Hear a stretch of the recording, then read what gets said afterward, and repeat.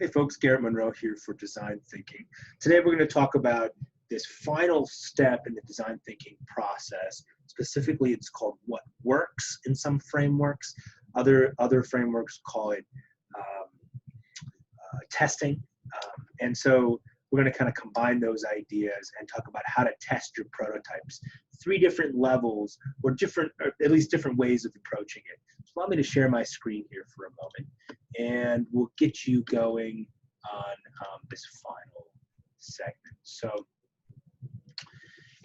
you've already been working a bit on building a prototype, some way of making your concept tangible. And now the question is, here in this final what works phase, how do we get it in front of people and begin incorporating their feedback? And so we do that primarily through 2 different approaches: customer co-creation and learning launch. Although we don't want to get too hung up on the difference between these 2 things, they sometimes blend together. What's important is actually getting it in front of people and incorporating that feedback and continuing this process. A note about your final project. So in this segment, in this module, we outline, and please download that document, which describes the specifics of the outcomes for the final project. But you should be thinking about, it needs to take the form of a page, a highly polished page you've built on your e-portfolio. The audience would be general visitors to the e-portfolio. So somebody kind of with a general understanding of your area, your industry, dining, right? But nobody with any particular expertise. These might be potential people who are interested in engaging with your concept, and maybe even restaurateurs, people who own restaurants or have some investment in restaurants. So the point of the project is to demonstrate and show off your learning from design thinking. That is to show kind of how you got to your concept, the whole process, the key moments of insight and so forth, and then to kind of pitch your idea and explain the how and the rationale. So in this module, of course, you're continuing to add to that stack of work, which shows that you've done legitimate engagement with developing your concept and, in fact, getting it in front of real customers. So let's talk about this idea of customer co-creation and 3 different levels of kind of prototyping. So one way of thinking about it is 2D, 3D, and 4D.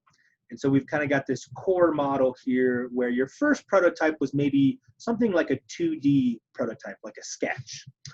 This might have been a brochure, a textual description along with a little simple visualization.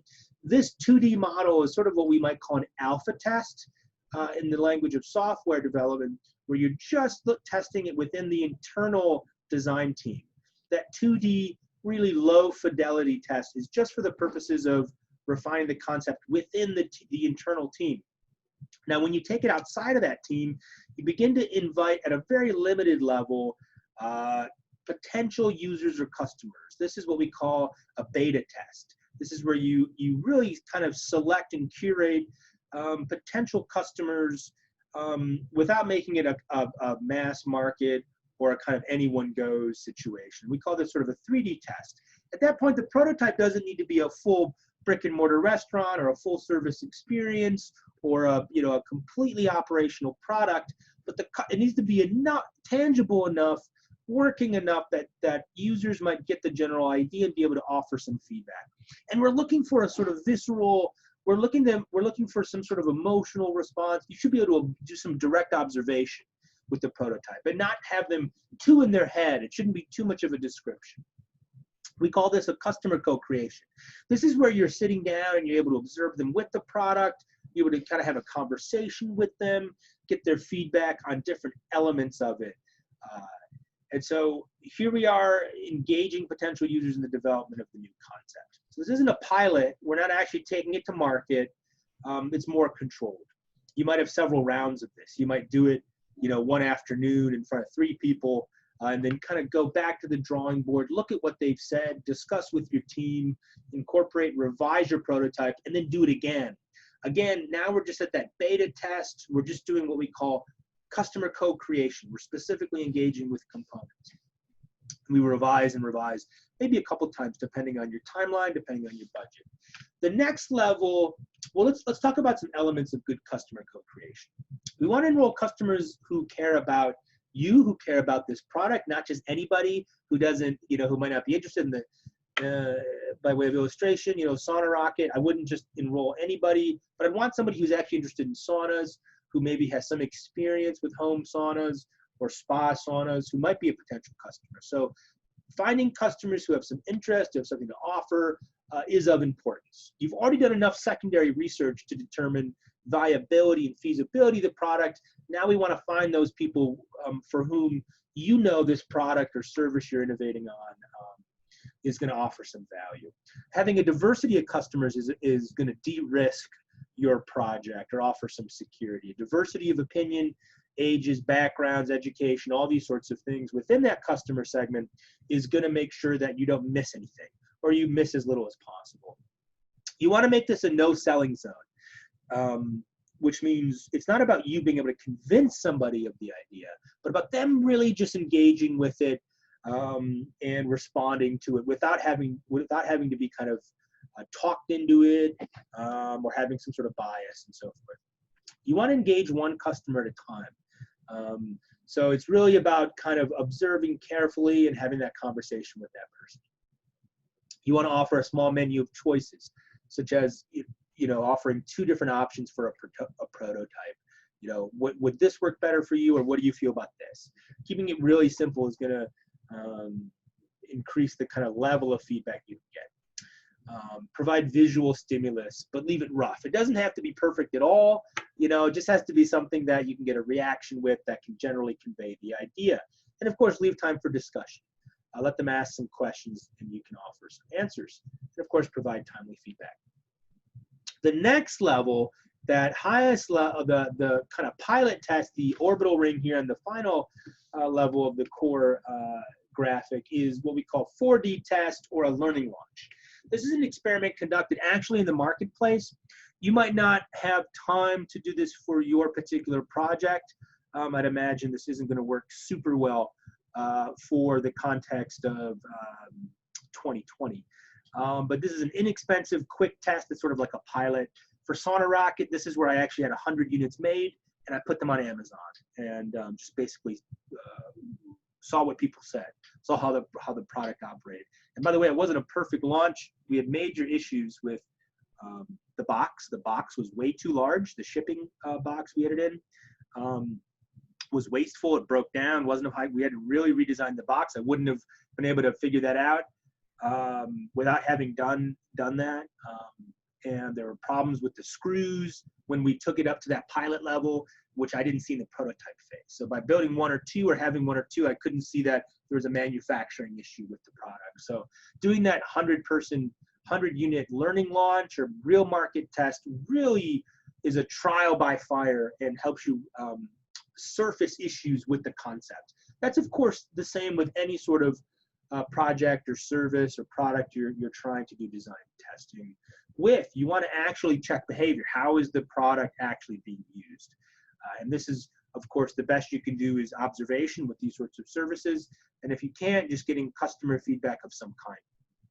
You want to track it over time. How does it perform, not just on opening day or day 1, but how does it do a few days out or a week or a month or whatever out? You want to set tight boundaries and metrics, right? So what are the key timelines for making a difference, perhaps for taking it to market?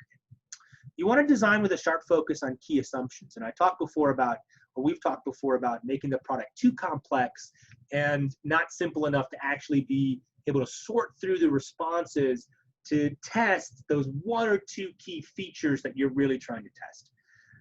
Does the prototype actually reflect the key assumptions you need to test? How can we translate those assumptions into specific metrics? So, be explicit about how you would generate the data you need.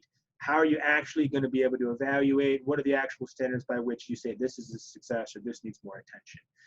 Be explicit about the search for disconfirming data. That is, data that says that, oh, maybe we've got a bigger problem here. Collect standardized and organized responses. So this is the main point down here, number 3. Don't get too lost with the language here in 2. But for 3, for your product, in your customer co-creation, you're going to need to have some standardized, organized responses. So having a set type and set language for your questions you ask your customers is going to be required. We can't just go and get a general impression from people and say, oh, they liked it, or oh, they didn't like it.